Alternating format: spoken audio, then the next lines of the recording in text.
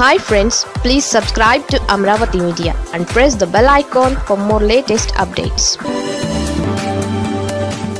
చంద్రబాబు రాజకీయ అవసరాలకే పవన్ పరిమితమా?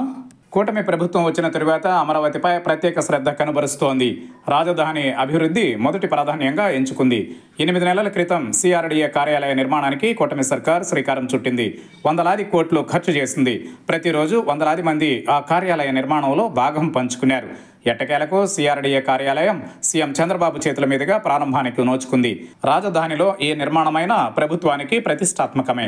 అలాంటి రాజధానిలో గుండెకాయ లాంటి సిఆర్డీఏ కార్యాలయ ప్రారంభంలో డిప్యూటీ సీఎం పవన్ కళ్యాణ్ కనిపించకపోవడం జనసేన శ్రేణులకు మింగుడు పడడం లేదు. కూటమి ప్రభుత్వం ఏర్పడిన తరువాత రాజధానిలో పనులు పునః ప్రారంభమైన తరువాత ఓపెనింగ్కు నోచుకున్న మొదటి ప్రభుత్వ కార్యాలయం ఇదే కావడం విశేషం. ఇలాంటి కార్యక్రమంలో పవన్ కళ్యాణ్కు చోటు దక్కకపోవడంపై జనసేన శ్రేణులు విస్మయం వ్యక్తం చేస్తున్నాయి. ఇదేదో టీడీపీ కార్యక్రమంగా మాత్రమే నిర్వహించారనే విమర్శ వైసీపీ నుంచి వస్తోంది. సిఆర్డీఏ కార్యాలయ ప్రారంభంలో సీఎం చంద్రబాబు, కేంద్ర మంత్రి పెమ్మసాని చంద్రశేఖర్, మున్సిపల్ శాఖ మంత్రి నారాయణ తదితర టీడీపీ నాయకులే పాల్గొనడాన్ని జనసేన శ్రేణులు గుర్తు చేస్తున్నాయి.